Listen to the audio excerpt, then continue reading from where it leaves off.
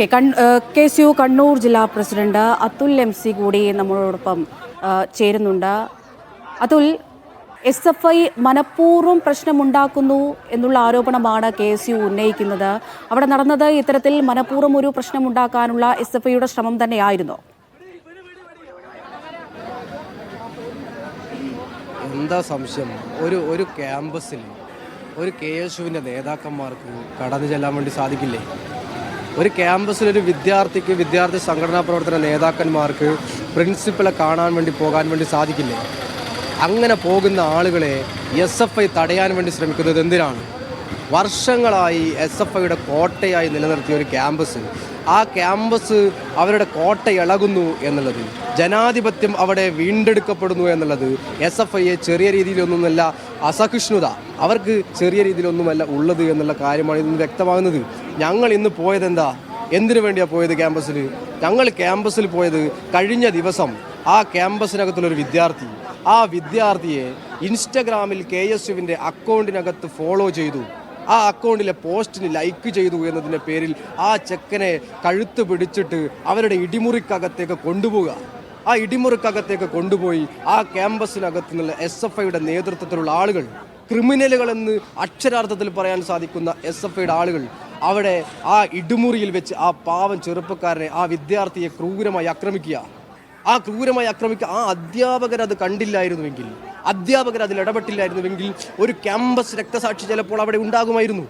ആ നിലയിൽ ക്യാമ്പസിൻ്റെ പുറത്ത് വെളിയിൽ അറിയാത്ത എത്രയെത്ര സംഭവങ്ങളാണ് അവിടെ നടക്കുന്നത്. നമ്മൾ KSUവിൻ്റെ യൂണിറ്റ് രൂപീകരിച്ചു. ഒക്ടോബർ 10 നമ്മൾ യൂണിറ്റ് രൂപീകരിക്കുന്നത്.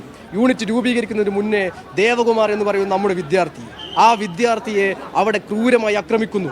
4 SFIക്കാർ ജയിലിൽ പോയി, റിമാൻഡിലായി. അന്ന് മുതൽ പോലീസ് അടക്കം, എടക്കാട് പോലീസ് സ്റ്റേഷനിൽ പോലീസ് അധികാരടക്കം പ്രിൻസിപ്പളോട് പറഞ്ഞൊരു കാര്യമുണ്ട്. പ്രിൻസിപ്പളോട് പറഞ്ഞു ഇവർക്കെതിരെ നടപടിയെടുക്കണം എന്ന് പറഞ്ഞപ്പോൾ മിണ്ടാട്ടം മുട്ടിയ നിലയിൽ പ്രിൻസിപ്പൾ അടക്കം നിൽക്കുമ്പോൾ അവർ ചെയ്യുന്നത് ഉദ്യോഗസ്ഥരെ അടക്കം കൂട്ടുപിടിച്ചുകൊണ്ട് SFIയുടെ കോട്ടയായി ഇതുപോലെ തന്നെ ഒരു ഫാസിസ്റ്റ് കേന്ദ്രമായിട്ട് കണ്ണൂർ ITയെ മാറ്റാനാണ്.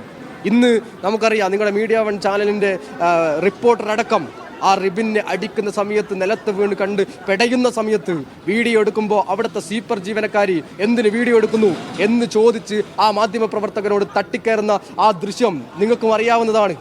അവിടുത്തെ നേതൃത്വം, അവിടെ SFIയും അതുപോലെ തന്നെ അധികാരികളും ഒക്കെ കൂടി ഏകാധിപത്യ ഫാസിസ്റ്റ് ക്യാമ്പസാക്കി കണ്ണൂർ ITയെ കാലങ്ങളായി മാറ്റി.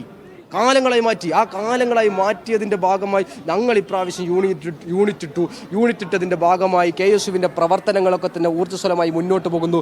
വിദ്യാർത്ഥികൾ പരസ്യമായി രംഗത്ത് വരുന്നില്ലെങ്കിൽ പോലും രഹസ്യമായി നമ്മളോട് അനുഭാവം പുലർത്തുന്ന വിദ്യാർത്ഥികൾ, അധ്യാപകരും അധികൃതരും ഒക്കെ SFIയുടെ ഈ പ്രവർത്തനങ്ങൾക്ക് കൂട്ടുനിൽക്കുന്നു എന്നാണോ അതുൽ പറയുന്നത്?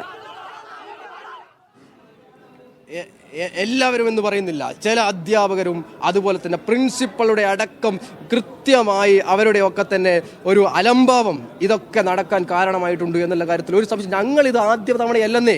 കഴിഞ്ഞ പ്രാവശ്യം 2 ആഴ്ച ഒരു മാസം മുന്നേ ഞങ്ങൾ ഒരു വിഷയവുമായി ബന്ധപ്പെട്ട് തന്നെ വിദ്യാർത്ഥികളെ ആക്രമിക്കുന്നതുമായി ബന്ധപ്പെട്ട് ഞങ്ങൾ ആ ക്യാമ്പസിലെ പ്രിൻസിപ്പളെ കാണാൻ പോയി. അവർ നിസ്സഹാരായി കൈമലർത്തുന്ന സാഹചര്യമാണ് ഉണ്ടാകുന്നത്. SFIയുടെ അവിടെ ക്രിമിനലായിട്ട് റിമാൻഡിലായിട്ടുള്ള ആ SFIയുടെ ഗുണ്ടകളെ ക്യാമ്പസിൽ നിന്ന് പുറത്താക്കണമെന്ന് പറഞ്ഞപ്പോൾ അതിന് പുറത്താക്കാൻ നേതൃത്വം കൊടുക്കാൻ സാധിക്കാത്ത ഇവർ എങ്ങനെ നമുക്ക് വിശ്വസിക്കാൻ കഴിയും ഇവർ കൂട്ടുനിൽക്കുന്നില്ല എന്ന്? അവർ കൂട്ടുനിന്നുകൊണ്ട് അറിഞ്ഞുകൊണ്ട് തന്നെയാണ് ഈ പ്രവർത്തനങ്ങൾക്കൊക്കെ തന്നെ നേതൃത്വം കൊടുക്കുന്നത്.